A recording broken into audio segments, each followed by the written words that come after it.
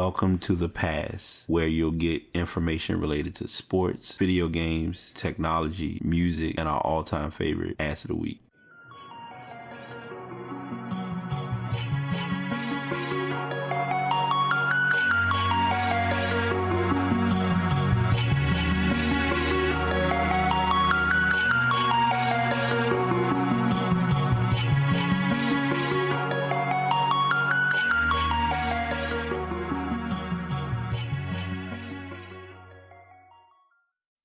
Surprise, surprise, what is good, what is up? I'm going to tell y'all now, I feel like I have not recorded in an eternity. What's going on, y'all? It's the past, man. We back. BT is in the motherfucking building, and I'm glad to finally take a little bit of time, hop on the mic, share my thoughts about 2018, possibly prep you all for 2019, because I do not believe I've shared my message as of yet. I've talked about it on another podcast. I did reference it in 225 in the show that I was a guest star on. So if you want to check that show out, definitely go to pastpodcast.com and check that out. But man, I'm looking at my list. Like, even though Christmas is coming gone, checking it twice, making sure I'm leaving nothing behind. And I just, all I can tell y'all, man, I don't know about anybody else, but 2018 has been quite a year. I'm not going to say it's been the worst year. Definitely hasn't been the greatest year by my standards. So I'm going to do something, but I'm going to be doing things. So I'll be here, but I might seem like I'm running away when I'm not.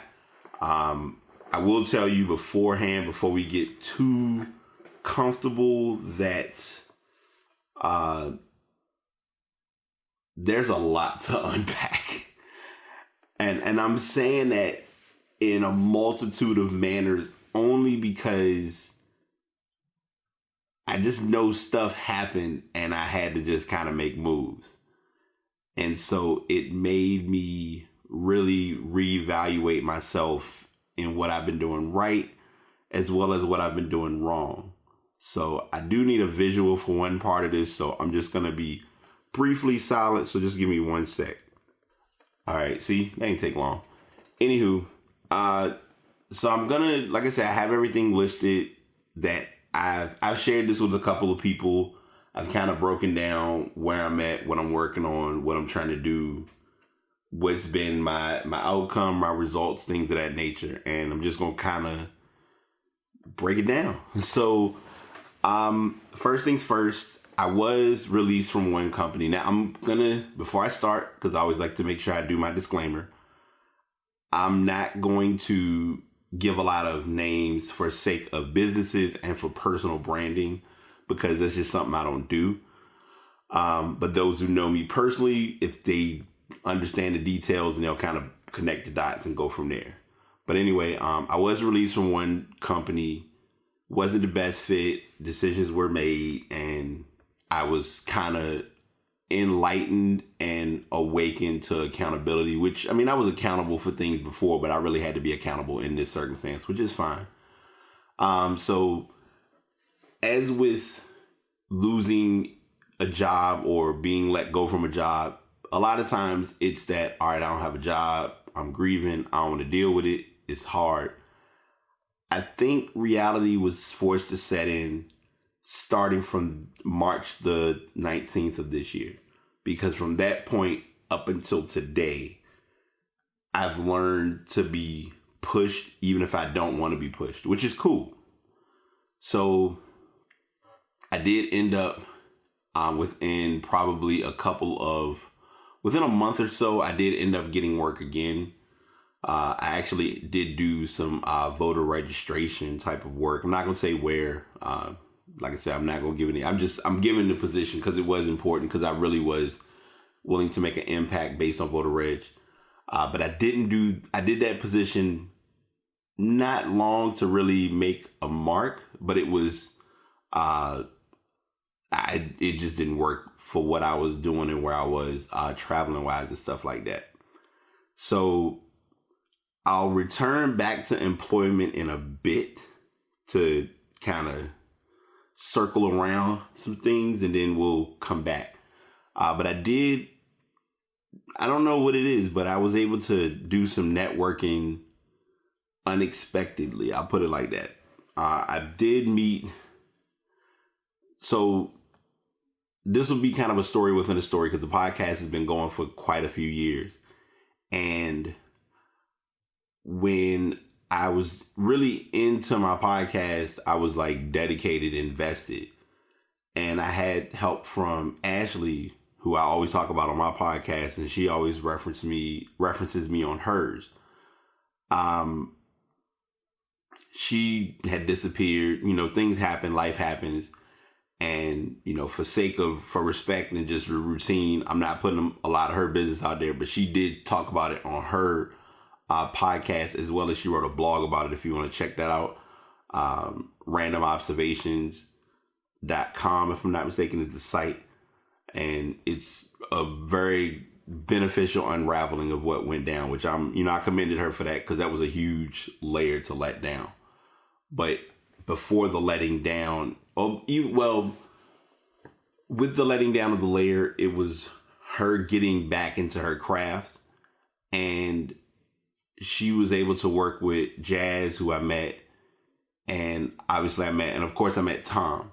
And that's kind of been a core nucleus socially that's helped me. My friends, my direct, immediate friends have been like very resourceful and very helpful with helping me get over the hump. Because I know there were points where I couldn't get stuff on my end situated. And I had people to be patient with me, which was a blessing in disguise. So I'm definitely appreciative of that. I mentioned it before. Now I did, and I don't think I talked about it too much, but the book, The Secret, was one. This year was supposed to be about reading, and I did not do a very good job with reading books, but I did get one book read that really hit home and really helped me. And it was called The Secret. It's mainly about the law of attraction and how like attracts like, and people that you deal with. It's a very ironic circumstance of how you approach someone, how someone approaches you, how your connections can vibe, how y'all can mesh, how you can split, not know it, things of that sort. So experiencing that was a wake-up call because it really taught me and prepared me for a lot of what was to come in my future and just the way things kind of worked out. Do I even have it on here? Okay, yeah, it is there. All right, just want to make sure because it's like everything. So I'll go ahead and warn you in advance. A lot of my things for the year in review are in order, but not in order. But it kind of blends in order for what I was thinking of at the moment. I got the wake up call about drivers and passengers. For the longest time, I thought I was a passenger in life, and I believe I talked about this in the podcast every day in April. And I brought this to light because people in life don't realize sometimes that they are drivers and they kind of just go through life nonchalantly and willingly. Realistically, we all should be passengers. We all should be drivers and in control of our lives. There are moments and there are circumstances where you have to become a passenger. The conflict of that is everybody gets into a situation or into a moment and everybody wants to drive, but there's only one steering wheel. And it's ironic because someone I work with now, they were having a conversation about how, and women do not come at me because this is general conversation, that women, a lot of times women want to take, be in charge and take the lead, which is cool. I could care less. Even in the case of if a woman's making more money than me or whatever, that's something that's not worth making a big to-do over. It helps and it benefits the cause in some instances to have someone who's willing to let go of the lead, let go of the reins on both sides, even from the man and the woman's perspective. But if a woman drives the relationship too heavy, sometimes you can drive the car so bad to the point where you just took the steering wheel and it's like, Jesus, take the wheel, literally. But as I mentioned in my show notes about this, or my bullet points regarding this, shout outs to Work Floyd, by the way, because this has been like if it wasn't for Work Floyd, y'all would not be getting a podcast. I'm going to tell you right now. But anyway, being a driver for some people is very hard to acknowledge. Sometimes people drive so heavy that they don't know they're driving, and they really can't take a moment to just relax. Self-care does not make you a passenger. And I'm going to say this, or you're going to hear the term self-care a lot throughout this podcast, because that's something that I'm pushing to be more of an advocate of towards others, as well as something that I'm personally working better towards doing for the sake of my own sanity and or peace of mind. Because at first I would invest more energy in trying to make sure everybody else was good, but in reality I wasn't making sure I was good, and I had to learn that. Speaking of driving, blessings, a blessing in itself, I no longer have a car note. A lot of people who've known me have known about my car or know about me with driving, but really don't hear me say much regarding me handling or dealing with my car. But I've had my car for 8 years, and I've given it its fair drive, but I haven't. Ironically enough, I have to take it in to do some work this weekend, because I had to do my inspection and I failed, and there's some stuff I had to get worked on. So that kind of slowed things down. A few weeks ago, I was having a battle with my door, and it became interesting because I did this last year thanks to Tashar. Now some people I will give shout outs and give names to, and let me back up. Because I did say I gave my positive Posy shout out. Chanel, Fred, y'all heard her on the podcast. Wayne, he was part of the trio when we did trio talk about the Bitter Bitch Brigade, and you'll hear Mark come on. Actually, Mark was on a show with me a while back, and Dustin, Ron, like all of those individuals, among many others, Jamila, have all either listened to me bicker about something or vent about whatever, and like if you don't hear it or haven't acknowledged it or don't realize it, it's valued and it's truly appreciated. But I was doing Surrender December, and Tashar, that was something she had got me doing last year, and I gave it a run this year. I talked about the handle because I didn't take a picture of it before, but I didn't have a handle on my car. And a lot of people were trying to figure out, the process of getting in and out of my car. And I was like, I had to make it work, do what I had to do. But I got it done for the time being. And now that's all squared away. And it's kind of giving me an understanding of learning to like have a handle on your life or have control of your life where necessary. So that happened. We did go to MagFest earlier this year. MagFest for us, ironically enough, is next Monday. Oh, I'm sorry, next Thursday. And so we're going to have a bit of a new, he's been to MagFest before. Mark's been before, but he's going to be coming with us this year. A couple of faces will be rearranged, but we're going to have a good time. We're actually in the hotel, so it won't be as rough. Like this year for the MagFest, it wasn't the greatest, but it wasn't the worst. It was tough because we weren't right there, so it was like there wasn't much of a stumbling to play Mario Kart at 2 a.m. or any random moments to occur. So hey, it happens, but nothing major. So returning back to employment, because I did state it earlier. I did not expect to get back to the V. Anyone who has remembered me from my old blogging days, or even my old social media days when I never would talk about companies, I would just give initials. The V was home. The V has always been home. It's not really that it's a safety net, but it's been a place that I left good terms with. And I'm going to talk about something as a sidebar, but it's going to be important to this podcast and to those who are listening, because a lot of people need to learn this. And as Black men, we have to know this. Keep an eye on your records and make sure that if something is supposed to be done correctly, that it gets fixed. Here's why I'm sharing this, because I don't think I've talked about this. I may have mentioned this on the podcast. If I did, y'all just gonna hear it again. If I didn't, great, you'll hear it for the first time. But if your record is not updated with the correct plea, like if you did something for whatever reason and it wasn't properly revised for the sake of your background, don't let that linger and affect your employment in the future.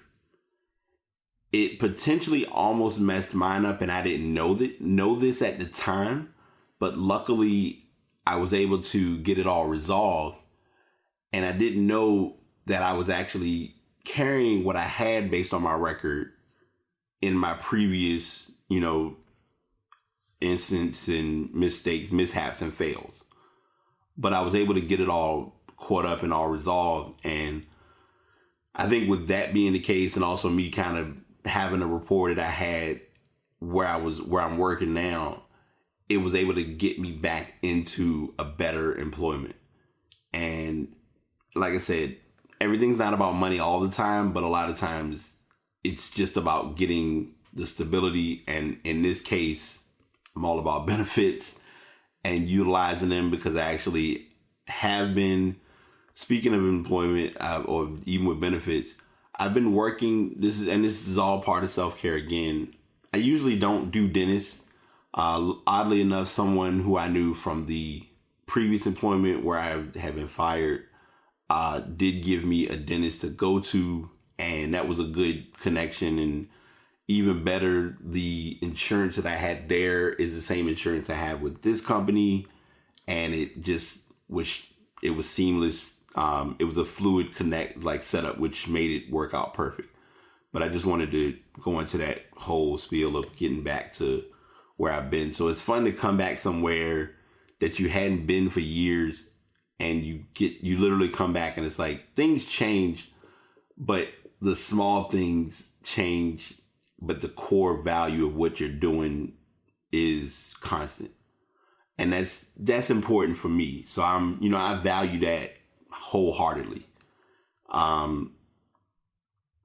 know I'm going on like a major tangent, and some things, if I'm not giving you direct information, if you need to find out or specifically want to ask, passpodcastbt@gmail.com. I definitely will tell you what's going on, because I don't mind. All right, this is going to be my favorite part, only because I'll briefly talk about it, and then I'm going to give it like a huge breakdown at the end, because at the end I'm going to try my hardest to not go too in depth, because my list is ridiculous. At the beginning of the year, I was an Apple Music guy. Loved Apple Music. Thought Apple Music was the shit. I would, set up Apple Music. I had speakers, Bluetooth speakers. If need be, I would set up my Alexa speakers, not in the room, or my Echo. And I would just run, stream music and set up playlists and stuff. Well, thanks to meeting Ashley, and ironically, it was a whim of how this all kind of played out, because I was a guest when I was the first time I was a guest on their podcast. I'm sitting here like I can't speak English. That shows you how long it's been since I've done podcasting. They had me on as a guest for one of their shows. And before that show, they had did another show, and they asked a couple of questions that I was able to get the answer to. Don't remember what the questions were. Don't remember what the answers are, because it was a while back. But I connected, they were able to say, yeah, you were the prize winner. We're going to send you a special gift. And I'm like, okay, cool. Didn't think anything of it. I'm humble. I'm always appreciative.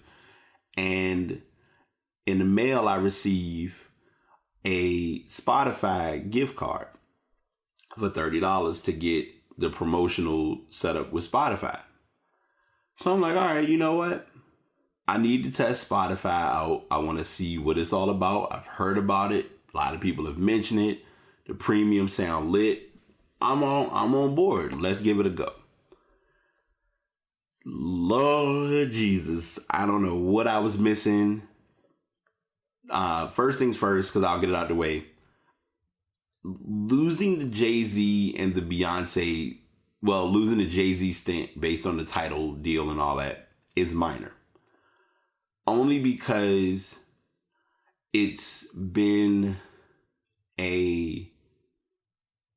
it gives me an ear to listen to other music, but also it's not as if I don't have Jay-Z's music or don't have any other artist music, because I've always had albums anyway.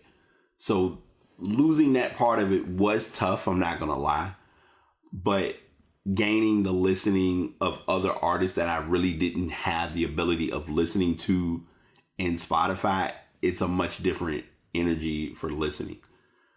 I know for a fact when I switched over to Spotify and I fully was like hardcore Spotify, I shut down Apple Music.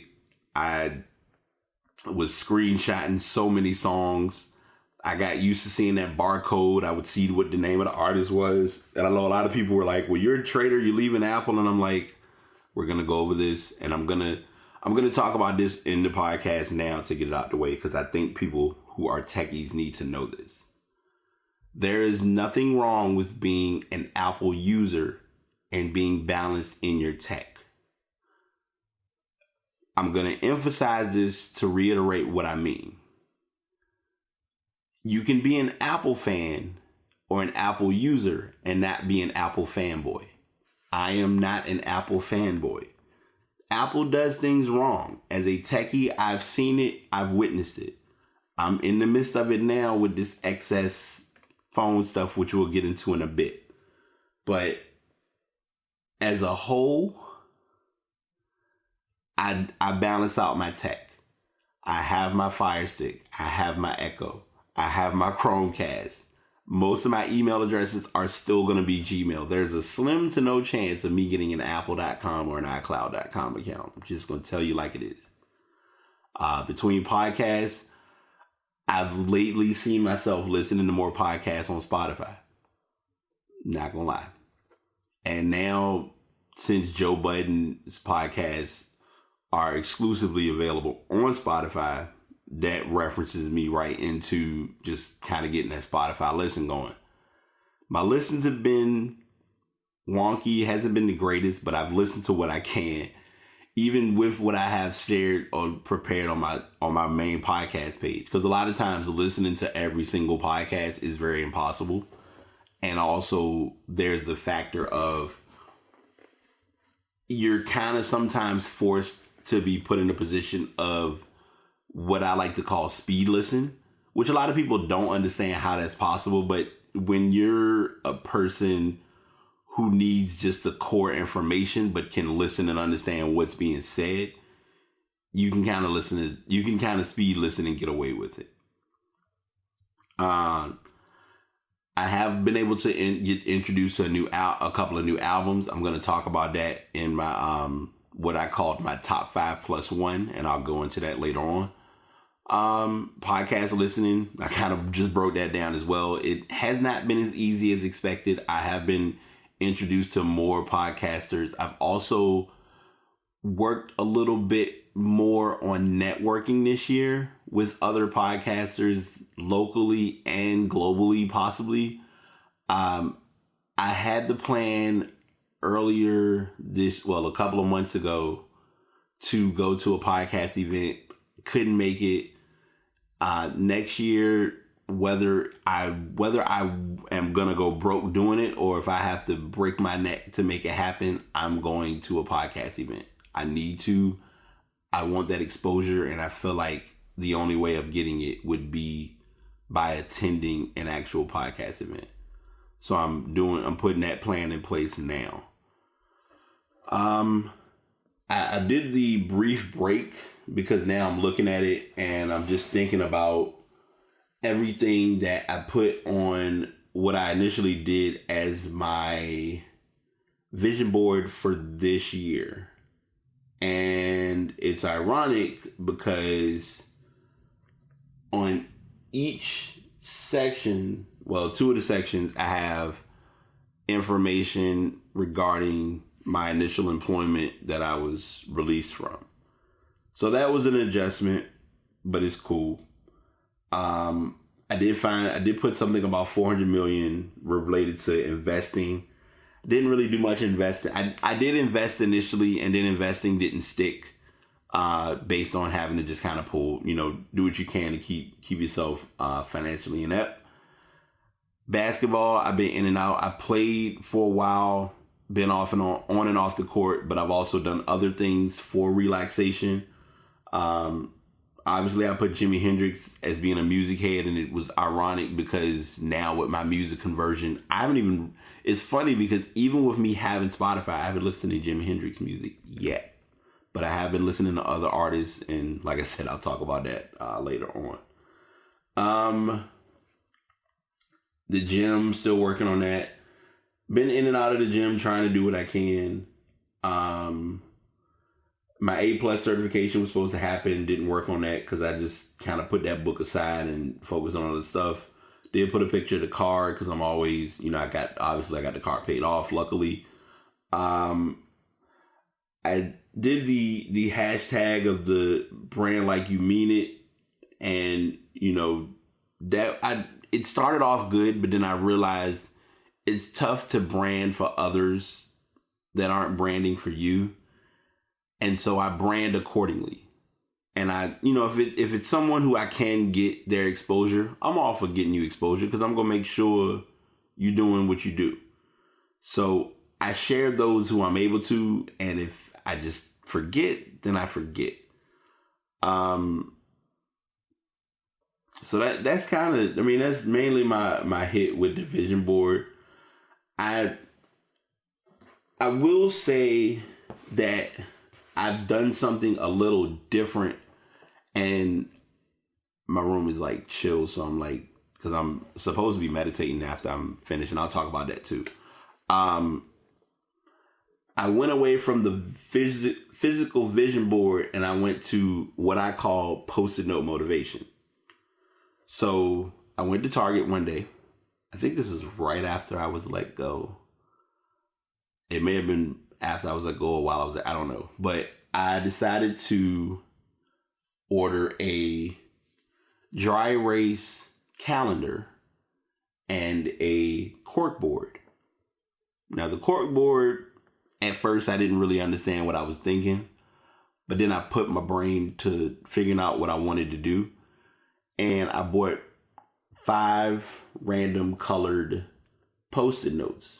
They're not in priorities. They're just Post-it notes in general. Dark blue, yellow, orange, green, and pink. And I bought 100 push pins. And basically, it's been anything, a lot of stuff that I have on my cork board are messages I got from The Secret.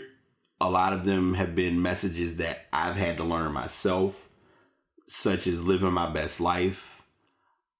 It's been helpful to really get me back on track. And every so often I will look at it to remind myself, hey, these are things that you need to work on. Hey, this is something that you need to push for.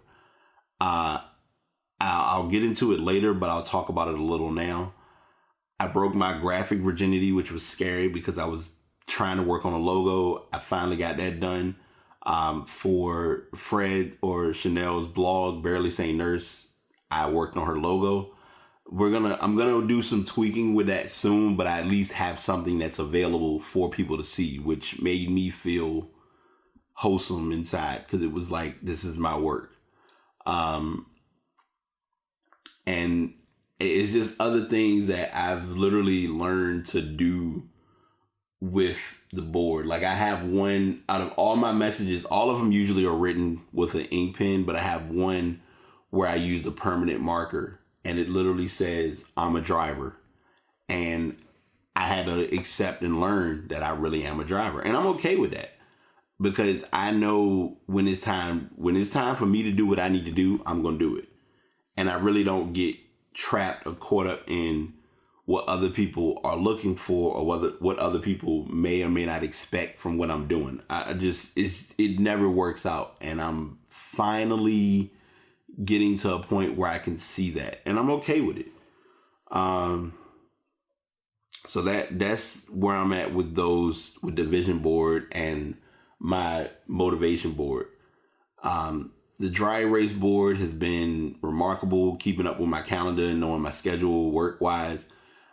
It has my quote because I believe either September or October, I had that message and I kept doing each month and I wouldn't change the message and I kept wondering why. And it kind of led to what my business name was starting to become, as well as what I wanted my motivation and inspiration to be for 2019. Even with me working, I did, and I guess I told that story, but even with me in my new employment, I did end up getting a phone upgrade.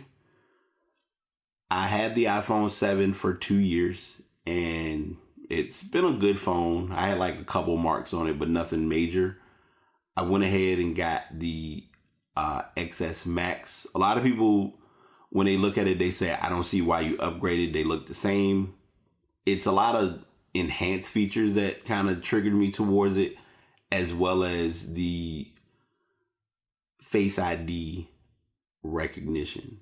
Whenever you're like managing a phone based on your Face ID is much better to me than having to go all out with putting your fingerprint on the home button and all that. Because a lot of times the home button doesn't pick up your fingerprint properly.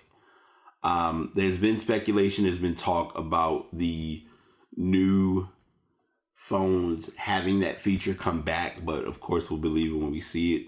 I'm not going to do a stuff, because normally I can throw a stuff snippet in there, but I'm not going to. I don't have it in front of me, but I've officially become a Pop Socket user. I had to kind of dip my toes into Pop Sockets, and I'm gonna tell you why. Pop Sockets are like planners. They are very oriented to women and females, girls, whatever. I know I just broke that down weirdly, but it's a female-based purchase, but guys are using them. So they are making them to be more guy-friendly with the sports teams and the different color schemes that are simple and basic for guys. Like right now, I have 3 Pop Sockets. I have one that is red, one that is black, and one that is for the Houston Rockets. That's it. I've thought of others. I made 2 case-conscious decisions of buying cases that were not the cases that I expected. There was one case that was sent to me and I was like, okay, this is a red. I can go with it. The case arrived. It wasn't even that it was red. It had a glossy finish to make it look pink. And as soon as it came in, like I think I put a Pop Socket on it that came with the phone. I was like, nope, can't do it. Cleaned it off, gave it to my roommate. Then there was another case that she's using most of the time. It made it to look like the marble or ceramic look. And I was like, all right, this might be cool. I'll try it out and see how it looks. Put it on my phone, carried it around for a while, and I was like, nah, this ain't gonna work. And I let it go. So I've stayed in my case safe zone with my reds and my blacks. I do have one case right now that is a holster, like it's like you put it on your waist and you can hold your phone like that. That's more convenient for me work wise. Most times if I'm out you'll usually see one of the pop socket cases, or I may just go with a regular case, but I'm always going to have a case on. Side note and tech tip 101, because I want to tell people this. Do not walk around without a case. I've seen articles or seen videos and even seen folks mention that they will walk around with their phone without a case because they want the phone to be used to its proper usage. I'm cool with that. If you can hold your phone well enough and not drop it and put it in your pocket and it doesn't fall anywhere, I commend you, sir. But I've seen shattered screens. I've just seen a lot of stuff with phones when it comes to them being dropped. And I just would rather take that chance of keeping it in a case than to lose, have to run to the Apple store to get it fixed. I'm not sure if I shared the story on here, but I think it was it last year? I think it was last year. I had to get my iPhone 7 fixed. And it was one of the worst feelings in the world because I think it broke on Christmas Day. Either Christmas Day or Christmas Eve, one of the two. It was in this case. It was in a stand. It was supposed to hold the phone up, and it crunched the side where you would normally hold it up to your ear. And I was like, I can't do this. I literally called Apple, set up an appointment, took it in. They fixed it on New Year's Eve. And it was like I had as soon as I got the phone back, this is such a weird story, but I'll tell it anyway. It was almost like I had my phone in witness protection.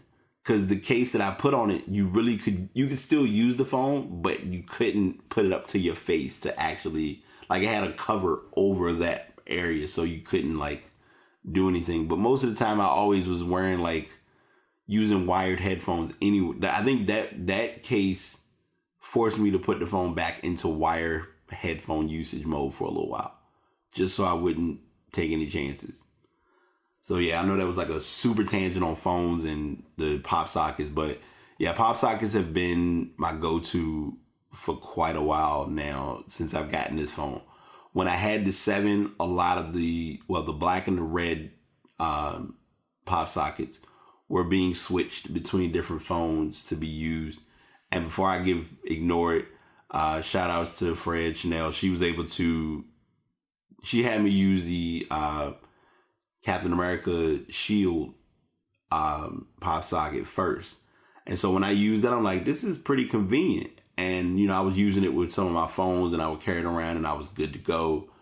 And when I got my phone, or when I got, got a couple, and I think she needed one. And I was like, well, hey, you helped me out. So I'll get straight. So it just worked out.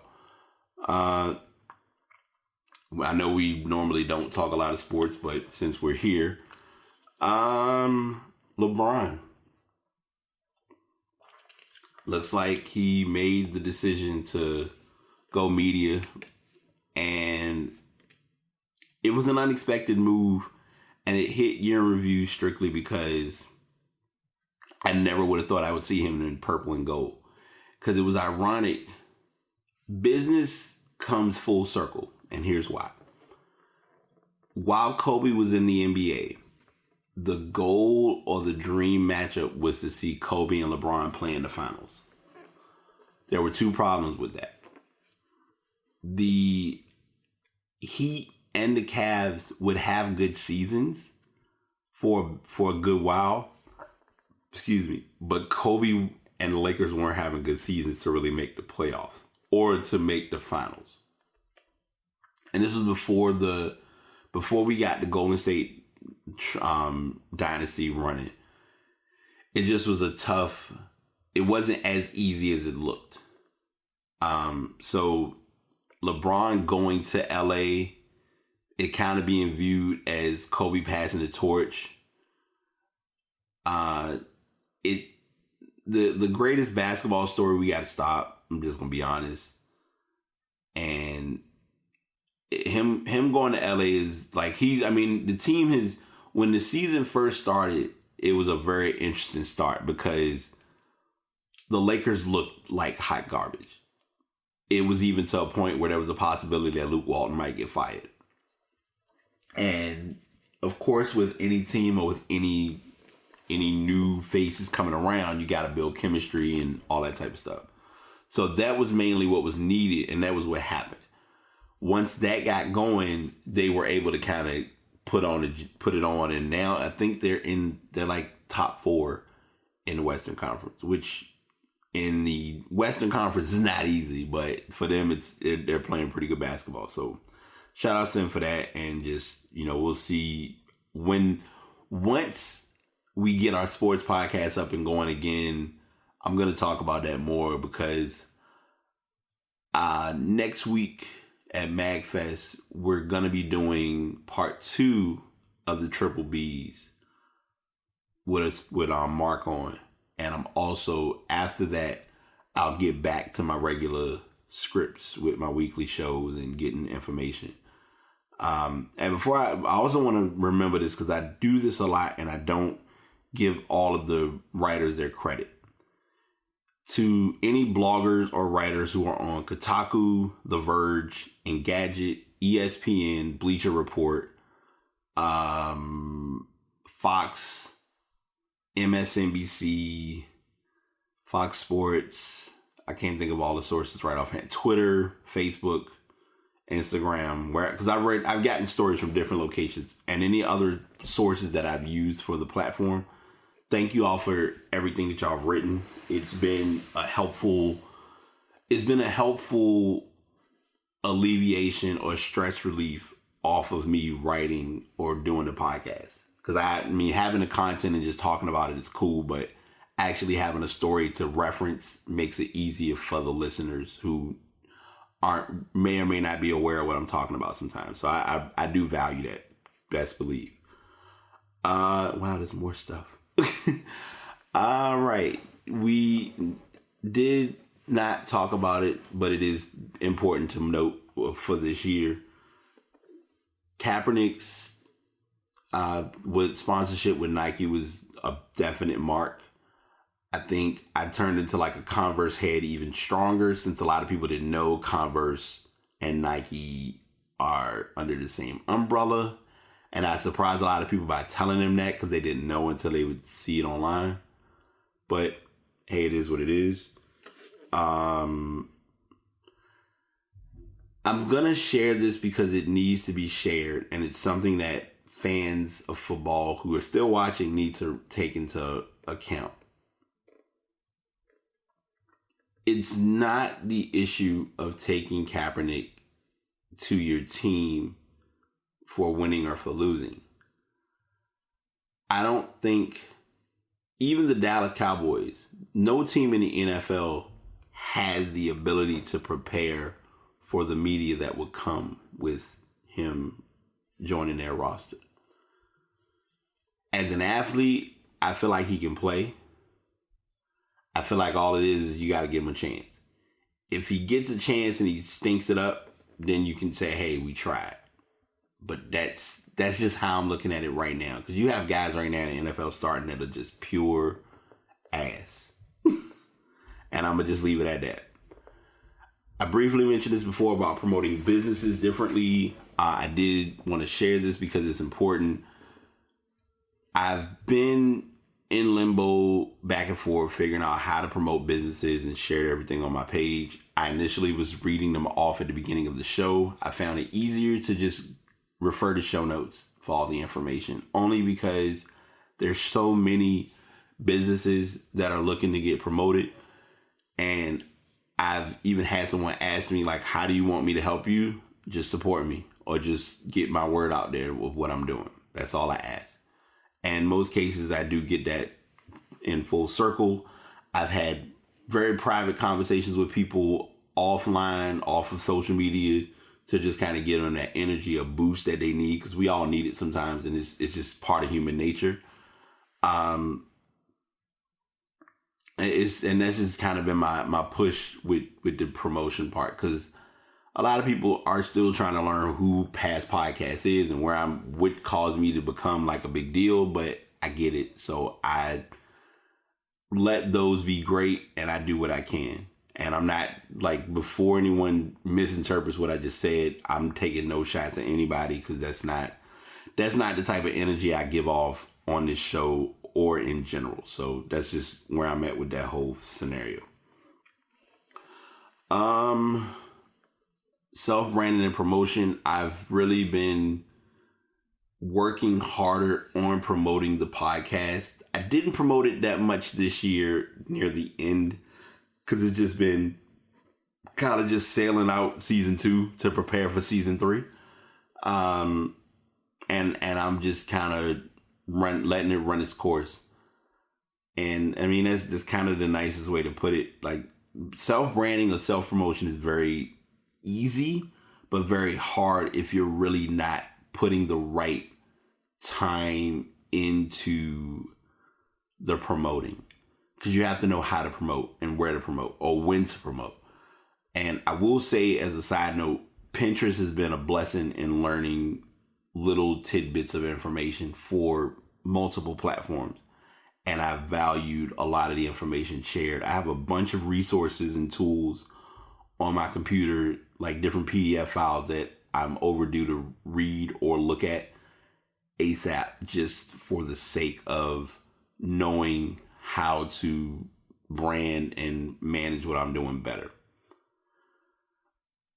More reading is self-explanatory, because I'm reading a lot of this as I have it written on my list, but it's just, I need to read more books. I have a stack of books that I ordered. None of them have been really able to be looked at because I just haven't stopped to really read.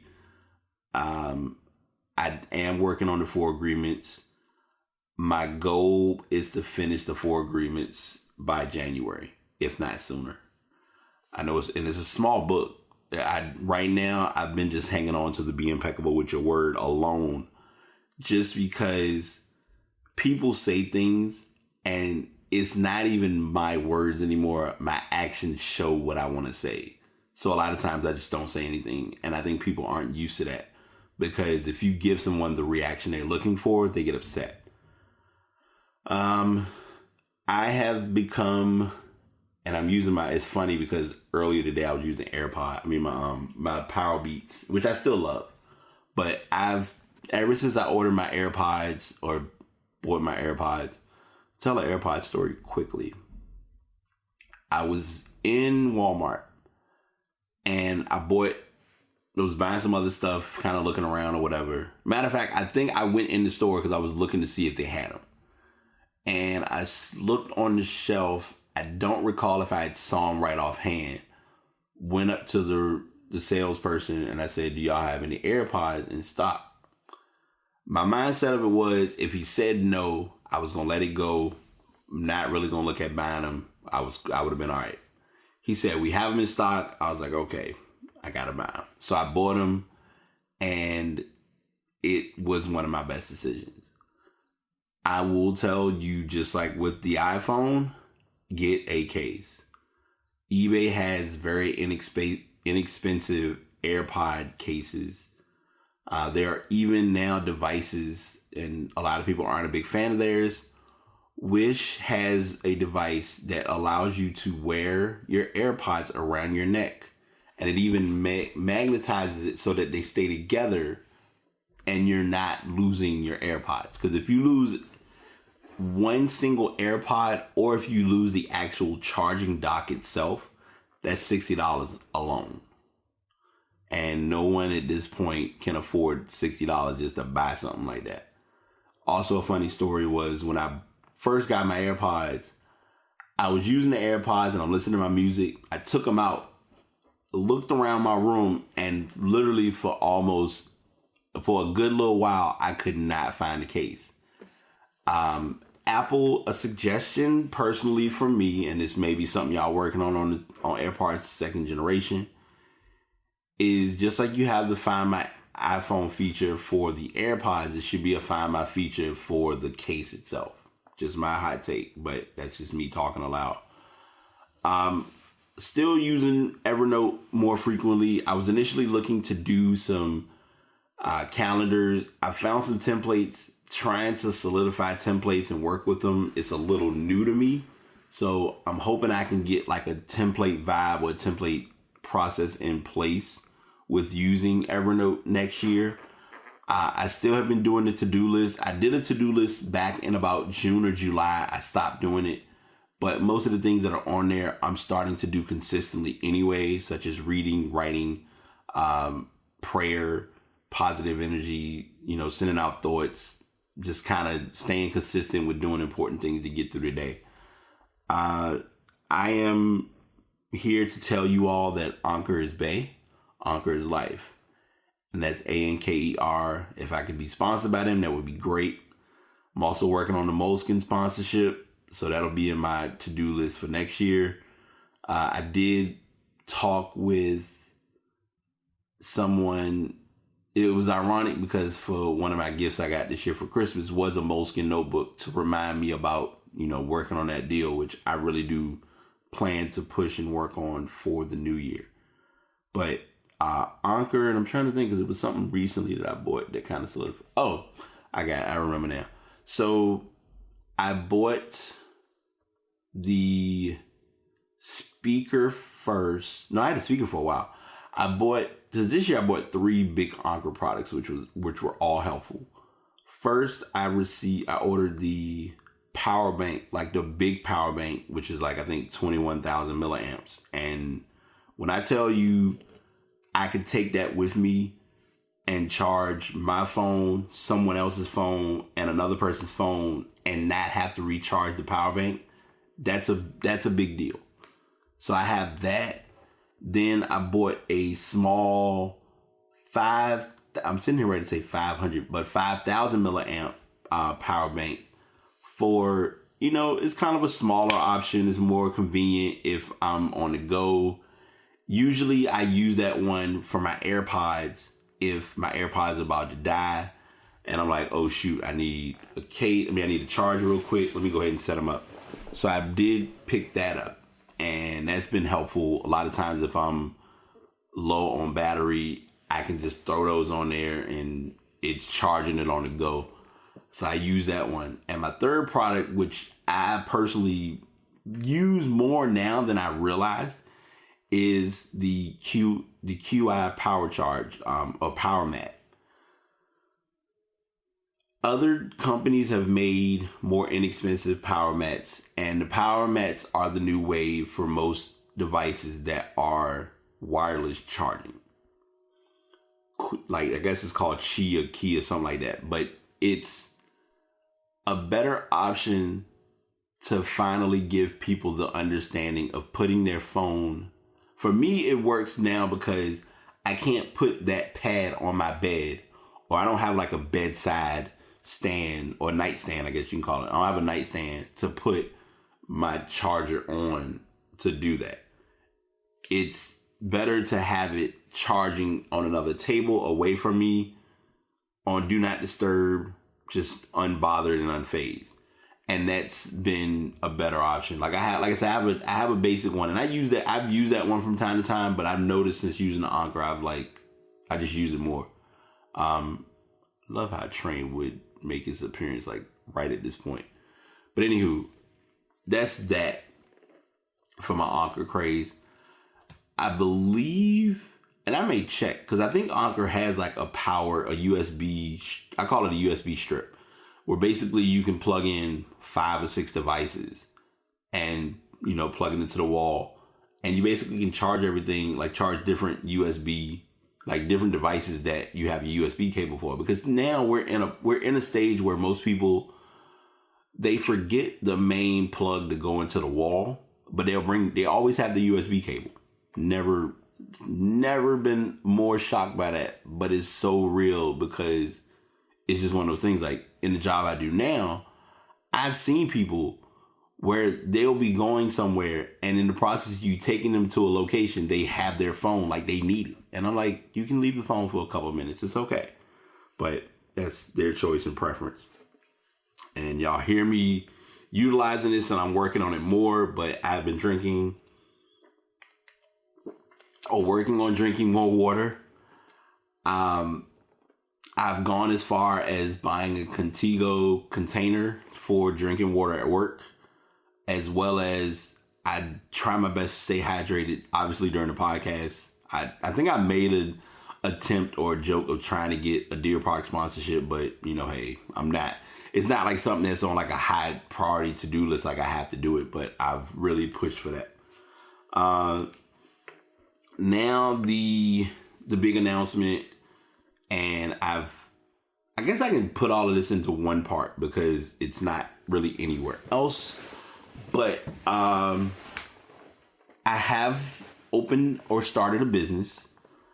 I've been very quiet about the business because I'm still trying to get my own cobwebs off of my system of learning how to do this. But it's called Robot, or Rely on BOT.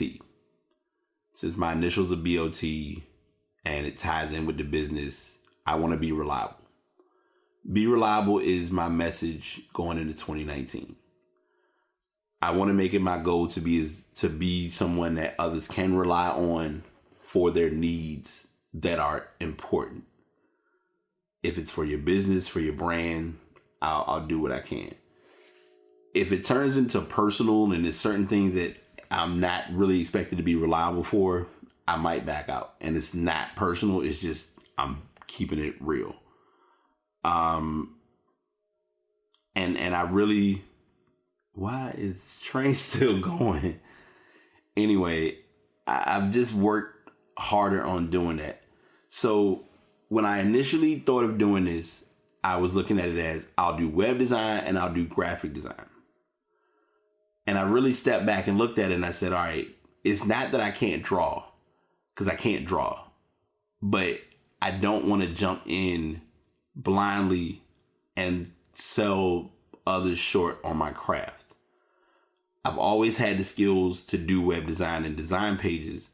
So if I'm able to at least give you the skeleton and the general idea and kind of give you the foundation of setting up your page, and if you need to go in and edit simple, minuscule, generic stuff, you can do that part on your own. Or if it's like, hey, I really need you to like do everything because I'm not tech savvy, then that's when I'm working on getting that all solidified.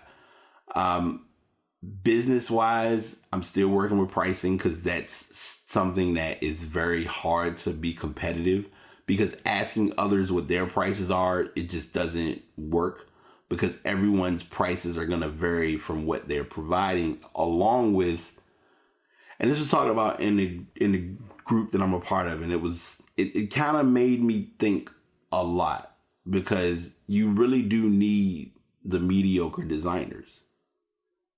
Let me repeat that. You really need the mediocre designers. And here's why.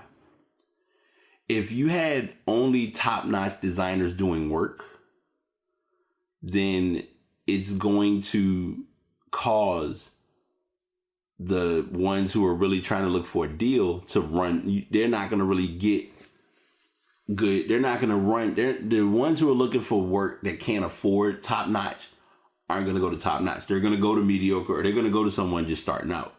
Like for me now, because I've really had to break it down and look at it, I went ahead and went freelance. And I'm like, freelance will kind of give me that push to like, okay, I need to stop playing games and stop fooling myself that I don't know what I'm doing.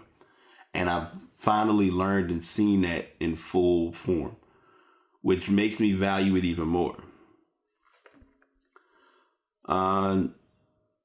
I've talked about this a little before, but I'll tell it again.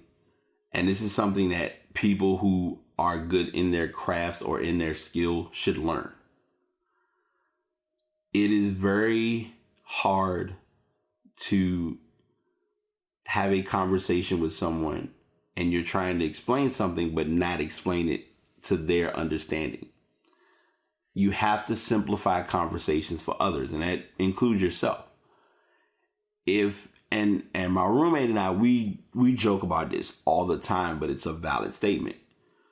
If you're talking medical and I'm not medical, it's going to go in one ear and out the other ear. But if you break it down to a simple manner that I get it, then it's going to make it an easier dialect. And it's not like you're forced to do it, but it makes the conversation between you and the person a lot easier. Just like when people like, and I'm giving that reference because as I know individuals who are known for doing it, tech talk can be very tedious in sharing with others. But don't overtalk someone in technology.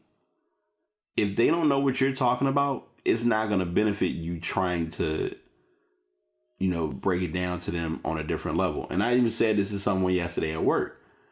Their knowledge of anatomy is my knowledge of computers. Like, I can explain a computer from part to part, and they can explain the anatomy, and I'm like, oh, okay, I didn't know that. So it's how you are able to do things. Like, people, they saw me yesterday, and I was sitting with my tablet on the stand that I have it on now. Shout out to Lamb McCall. I'm doing all these promotions, like they gonna give me a sponsorship. But Lamb McCall has a stand. It's a foldable stand.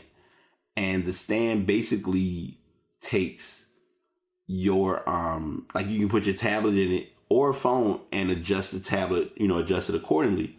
Well, I had it in portrait mode instead of landscape mode. I had it sitting vertically instead of horizontal. Like typically if you see it horizontal, it looks like a computer. Like it looks like your regular, like when you're watching videos on YouTube or whatever. So I had it sitting vertically. And I put that's an example of simplifying tech talk. I put my keyboard in front of it and I was using my keyboard and typing, and it was like, that doesn't look like a computer. I was like, I know, I don't sit. And it's kind of a weird yet ironic thing because when I was working the first job that I talked about at the beginning of the show, I literally did not know how shocked people were going to be that I would keep one of my screens vertical. I had 3 screens. My 2 side screens were horizontal. My main screen was vertical. We would do chats on that screen. So if I'm reading a chat, it would be beneficial for me to have the chat in a vertical viewing. And at first when people saw it, they didn't get it. But then after a while, after they worked with me, they was like, okay, I see why you did it.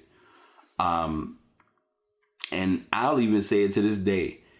In the event of me deciding to live stream or get on Twitch and grind, if I'm getting to that point where I have people, like I really have like a following and I got a conversation going, I'm going to dedicate a chat screen and it's going to be vertical. It's not up for debate. All right, enough of that. Did not believe it, and I'm shocked still, but not my podcast page. I think my podcast page now might be 3 years old, 2 or 3 years, well, 2 years old. But my main page, Brights82, has hit its 10-year mark, which says a lot. Like I've written, 10 years, 100K, over 104, 105K. I think I'm at 107K probably of tweets. Still haven't broken the 5,000 follower plateau, which is always a struggle because getting people to follow you is tough. And it's like you have to hit a certain amount before they'll bump you up to the next level of, oh, you can follow this many people. So I follow who I can. I wait for followers to get me. I've done a fair share of networking. I followed a lot of people. I've had to unfollow folks.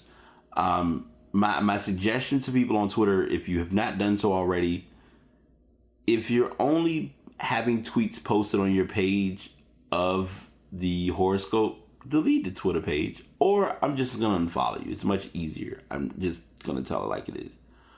I've talked about it earlier. I'm still doing continuing the Surrender December. It's been pretty fun. I'm shocked because I'm just reaching day 28 and I think I'm finally going to talk about the podcast. I've talked about everything else, but I have not talked about the podcast. I've talked about meditation, which I'm going to get into in a bit. I've talked about music. I've talked about AirPods. I've gone into a lot of stuff for Surrender December, obviously getting a handle on your life. But the podcast has to be brought in because the podcast has definitely had a huge surrender and transition for the year, which I'm okay with. I expected that. I'm not surprised. The moment that you all been waiting for. I'm not ready, but we're here, so I may as well go ahead and get it out the way. I'm going to go ahead and turn my tablet off for a sec because that can just relax for a while. We have my list. I have my list of the top 5 albums. These albums are for each, for the 2 genres that I listen to most frequently, which is hip hop and R&B.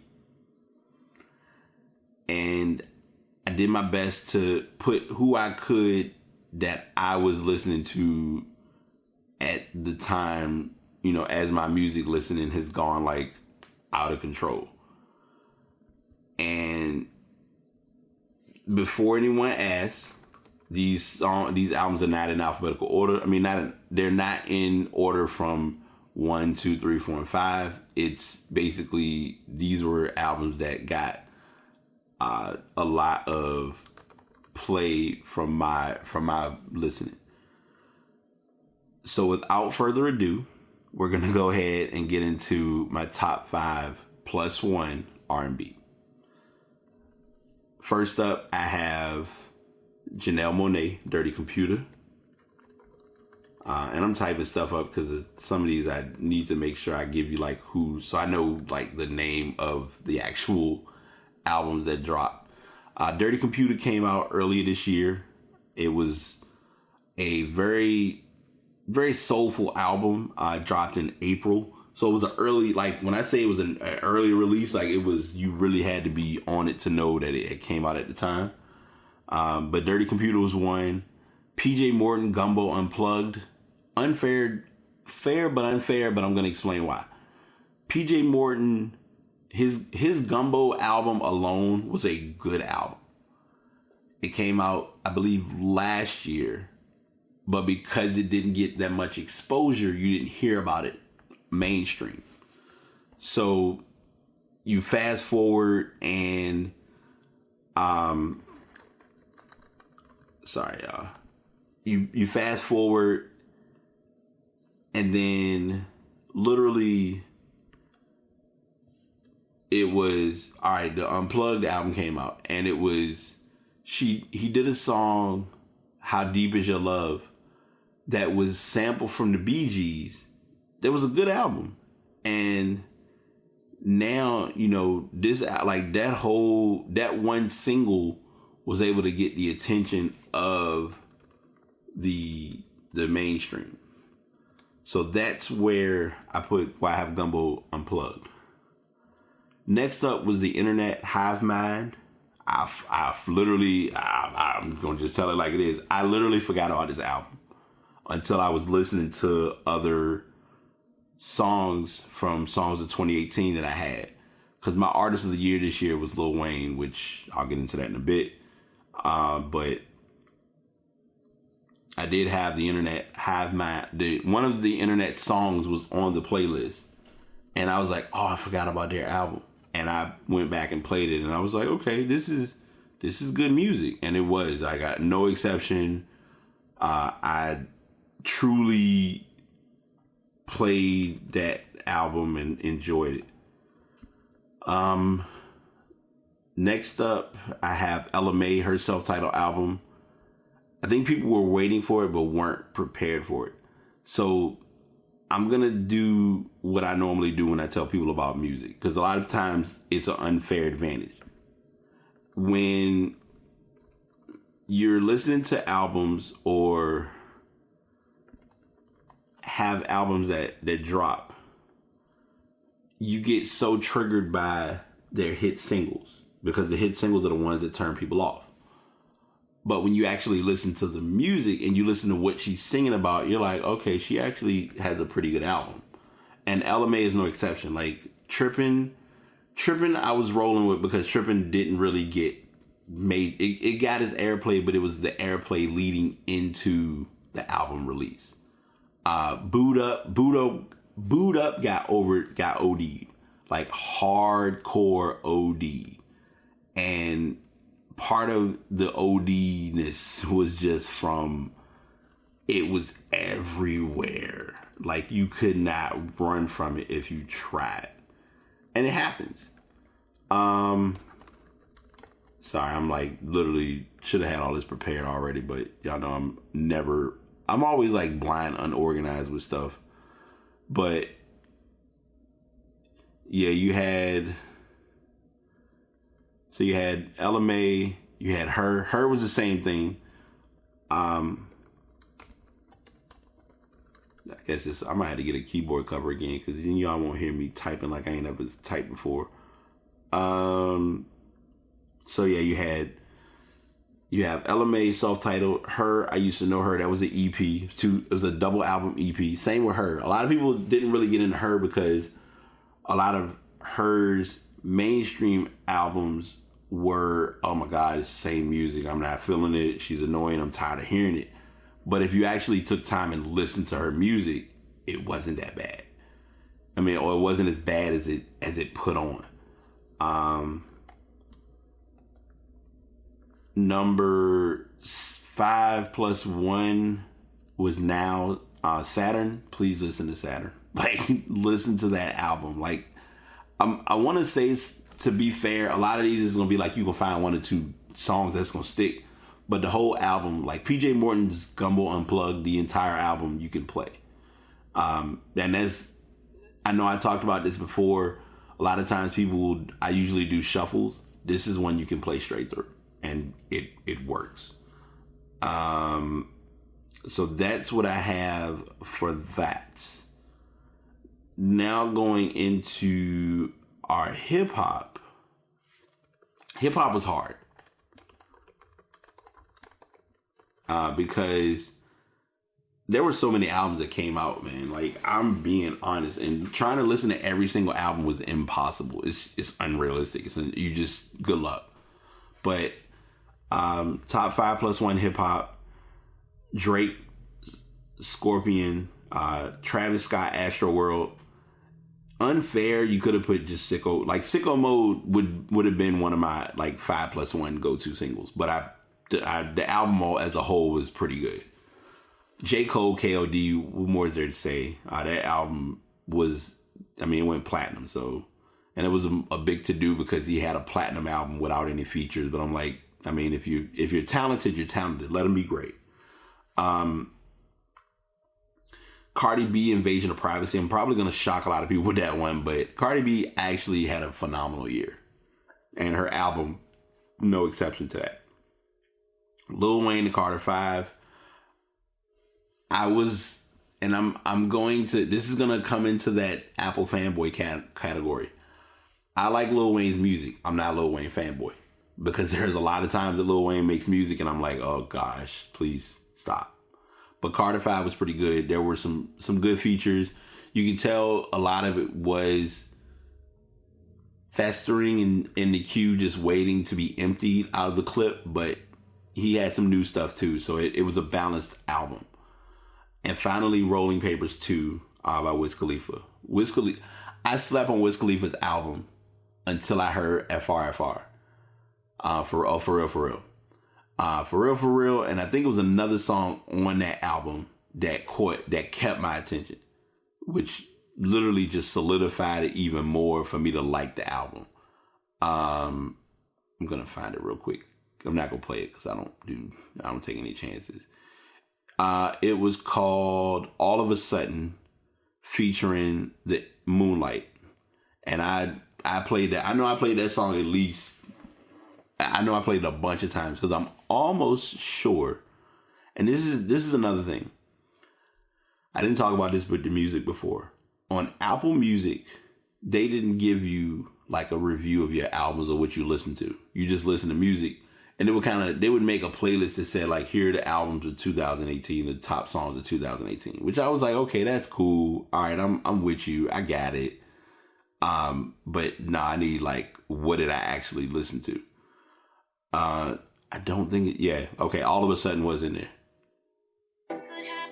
There we go. We're not gonna play it that long because I'm taking no chances because I've read some articles and gotten schooled. But All of a Sudden was in my list as far as one of those songs that definitely got a lot of play. For the go-to singles, this was hard because there were a lot of good go-to singles. And before I even try to get fooled, This Is America, Feels Like Summer, and Hot Cheetos I wanted to put in this list so bad. But there were other songs that just stuck for me more. Number one, which is actually my wake-up song, and I have not done it in a while, because most times by the time I'm leaving, I'm already like halfway through the day. But first up was Daisha McBride, Cake Up, because that's like wake up, go and get the cake up, wake up, that literally gets me ready to go in the morning. But Daisha McBride, Cake Up, Doja Cat, Moo. Funny thing with Doja Cat was she had an actual album that dropped this year. Nobody talked about it. The album it didn't flop either. The album was pretty good. Like, it was a solid album. Diana Gordon, Hardway, actually hit me on her. Every time I'm trying to like not play that song, I'm hearing it. So I was locked into that song. Diggy, It Is What It Is. I didn't know Diggy was like in that type of that side of the creative side of the flow, but it was definitely one of my top 5 plus one. Paris Alexa, Hothead. You want to listen to that song? That's all I can tell you. And Tiger Taste. Tiger Taste is like, and I almost forgot that the song came out this year, but I listened. That was definitely in my 5 plus one. Honorable mentions, like I said, Don't Take My Head Off. Albums, a couple of albums I had was Masego, Lady, Pusha T, Daytona, even though it was, a lot of people made a big to-do over the 7-track thing, but whatever.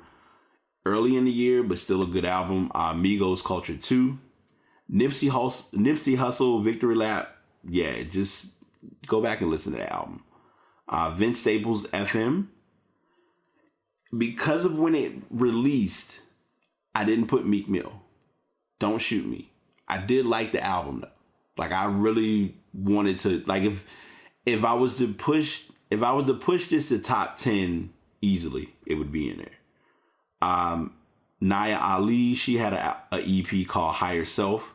Also got introduced to that album by Ashley. Tiana, I don't know who Tiana Taylor. Tiana Taylor, Keep the Same Energy. Her album was pretty good. She did a single. She did do her video for Are You Gonna Love Me? And I think that was pretty dope, especially with Wu-Tang. It gave like that 90s feel, like we was back in the like we saw Method Man in his heyday. I ain't gonna say in his prime, because I don't think Method Man ever lost it. The Carters, Everything Is Love would be there. Logic, YSIV. I think that was Young Sinatra. That was a pretty good album. Black's album really could have made the list, and it was hard because I really wanted to put it in there. But East Atlanta Love Letter, love that album. Kid Adulthood, Chelsea Reject, that single bangs. Marsha Ambrosius' album, Nyla, please go back and listen to that album. Like, the way music was this year, you had to let a lot of albums like sit for a minute and then come back and listen to it to really get where it was coming from. Ari Lennox, Whipped Cream, it has like that old 70s, 80s listen or feel to it, and that was easily why I made my list. Like I mentioned earlier, I'm mad because I couldn't put Hot Cheetos, but Hot Cheetos was my favorite. That was like one of my favorite songs, especially with what was being said, because that's something I would do. Like, go to the store and get a bag of Hot Cheetos. Feels Like Summer was dope only because, and let me go back. Feels Like Summer was dope primarily based on the fact that you had a lot of rappers and a lot of artists in the video that you wouldn't have really noticed or known who they were until you really look at the video. Like, it wasn't, the song itself was a simple song, but it was just how everyone was connected to each other through the song. With having Janelle Monáe, with having Drake and Future, with the Ball brothers. Like, when they put the fact that he was able to get all the Ball brothers in that video as a feature or as like, you know, displayed or whatever was pretty sick. This Is America had a huge message that you really have to like pick up on and learn it to get where he was coming from. BTS, Love Yourself Away, that album, that was my Korean transition this year. I will say that. Black Panther soundtrack. What more is there to say? Like that's a workout. That's a workout album. Like if you go to the gym, if you go to the gym and you're on a treadmill, play the Black Panther soundtrack. You'll thank me later. The Spider-Man soundtrack, Into the Spider-Verse, that one was pretty good. Finally, and I didn't want to leave it off because I didn't put it in my top 5.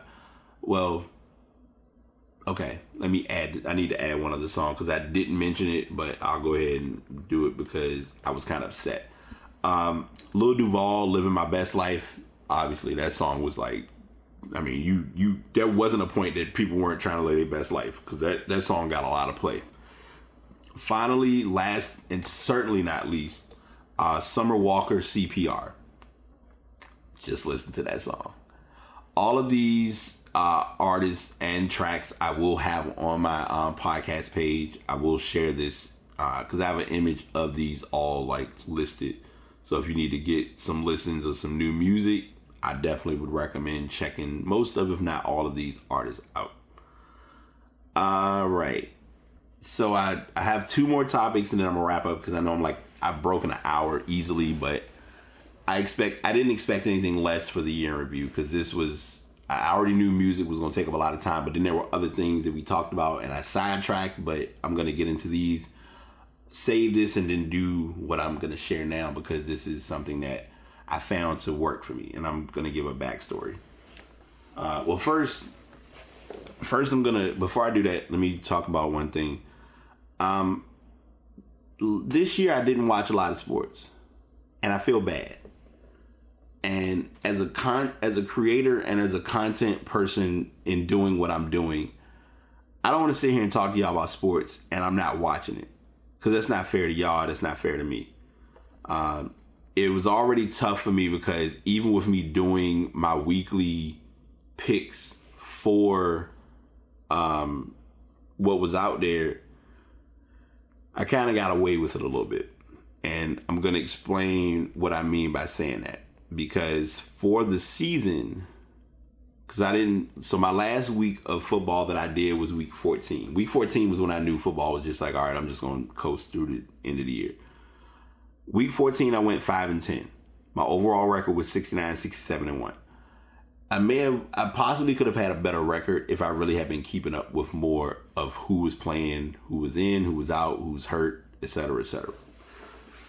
I'm going to push to watch more sports, if not actually sitting down watching games, at least getting the highlights and getting the information and not just, okay, well, it was shared to me on Bleacher Report, so I'm going to run with it. Because that's not good content for me, and that's not good content for you all as listeners.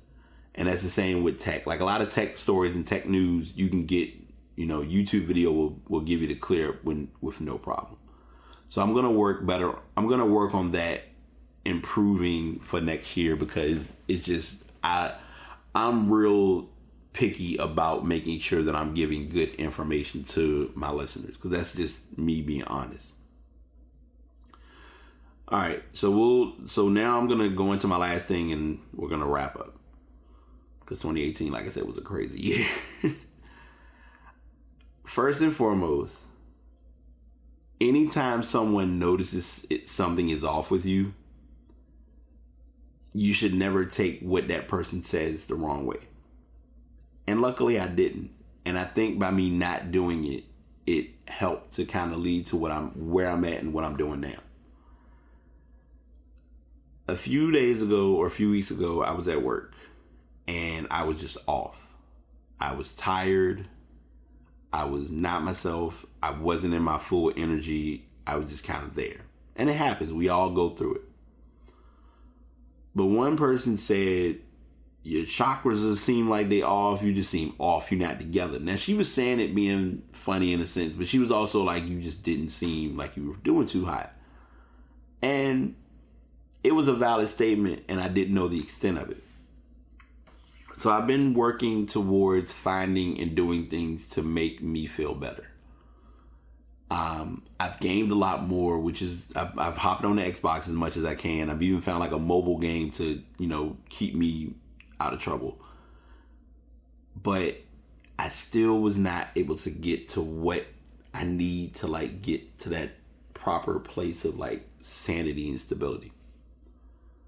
So fast forward, last week I was talking with a friend of mine, and she kind of assessed me and saying what was going on with me personally. And I was like, all right, well, I'm not really thinking nothing of it. I'm thinking I'm good. I'm all right. But it was like, nah, you just need to accept that you went through some hard times at a hard point in your life.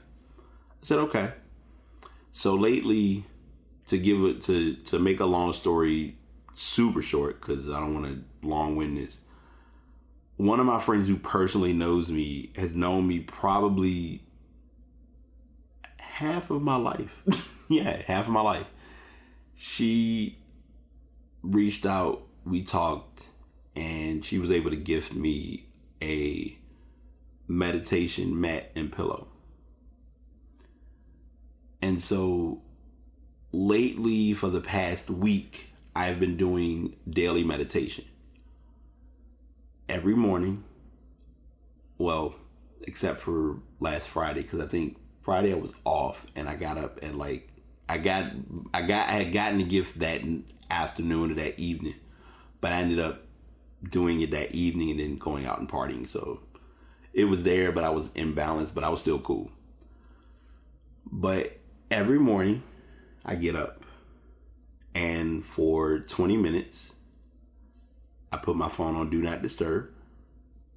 I put on a Tai Chi playlist, thanks to Spotify. And also, by the way, I was able to get like another, have 3 months added on. Or the next 3 months are on the house. And I place my mat. I have my mat placed out. I put my pillow. I sit down, turn the TV off, close my eyes, and I disconnect. And it's not me praying.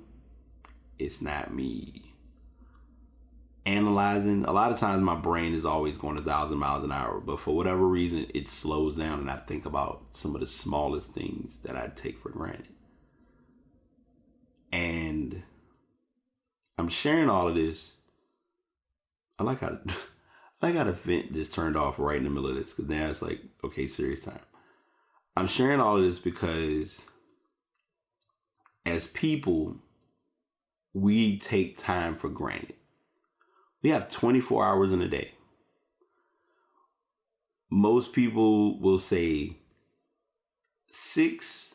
Well, I'm going to go through the full list because to be fair. 4, 6, 8, 10, 12, and 16s. Most of those are your 6 shifts that most people work on jobs, give or take, depending on where you work. You have that time of working. You have your sleep. Sleep varies. Some people sleep 8 hours. Some people sleep 4 hours. Some people sleep an hour. It depends. You have sleep. You have your idle time. And in the midst of all that, there's no time for you. As I've mentioned in the podcast, and as I'm mentioning now, self-care has been my biggest and heaviest priority to share with others. I share that and I say that the way I do because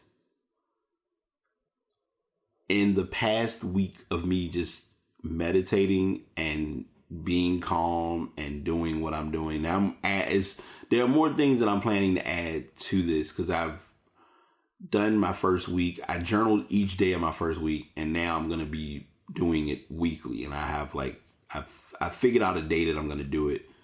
It's just a matter of me, starting that ball again. But I will say it's something that you should consider if you want to find your own peace. 2018, I've heard more people be bitter and constantly post the dumbest shit about be his peace, be her peace, blah, blah, blah, bullshit. You cannot be anyone's fucking peace if you are not your own damn peace. And I'm giving that with explicit presentation, but I'm saying it with an honest voice with trains in the background. You have got to find your way to remain calm through the storm. Shit is going to happen. Things are going to happen. You as a person have to know how to get through whatever that thing is. By nature, we find ourselves fighting with what does or doesn't work in our lives. And it happens. I get it. But you cannot control what other people do. You can give ideas, you can give suggestions, you can recommend whatever. But you can't control what they do. You have control of your time. And until you really can sit and learn that or realize that, you're going to be behind the curve or behind the 8 ball for a long ass time. And I'm saying this, I'm bringing this to y'all from a very personal space and a very positive mind, only because it's something that I constantly see daily. Like, I've seen people get attitudes over the smallest and dumbest of things, and I just sit and I'm in observance of just how shocked I am by how grown we are numerically, but how childish we are mentally. And it's time to change.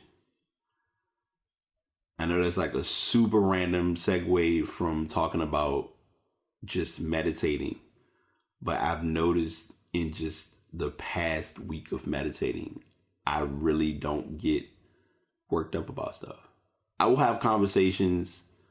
I may speak a little different than normal on certain things because I want people to understand where I'm coming from. I may use my rapper hands, as I always joke about. But in hindsight, I've been in a much more chill and like stress-free vibe than I've been in a long time.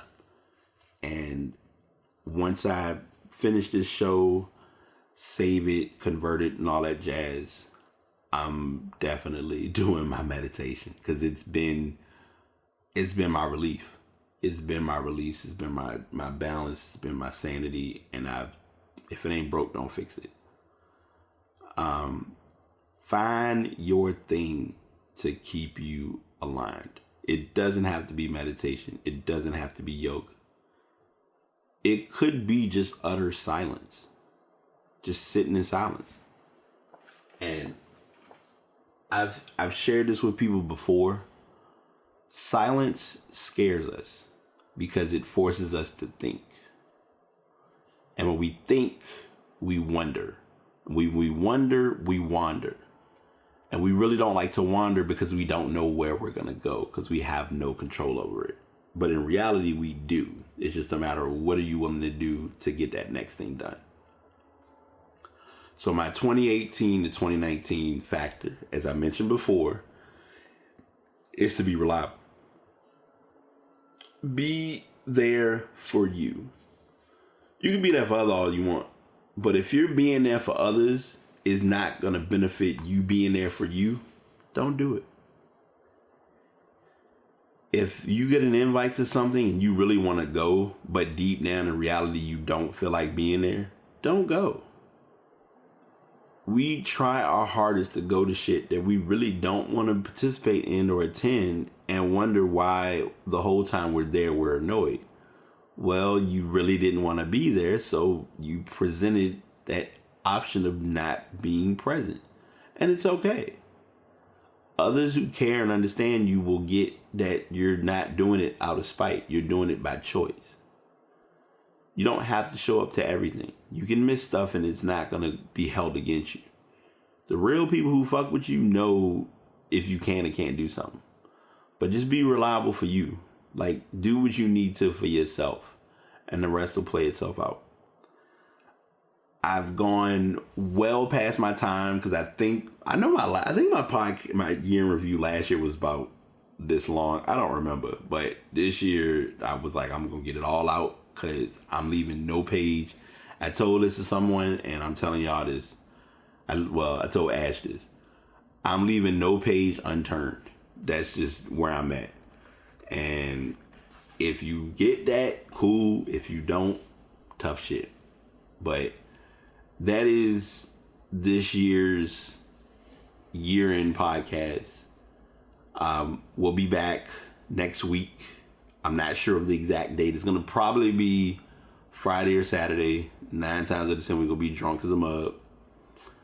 But we're going to have a good old time, a good conversation to enlighten people on the importance of self-care, as well as how the nice guys finish last theory is just a theory.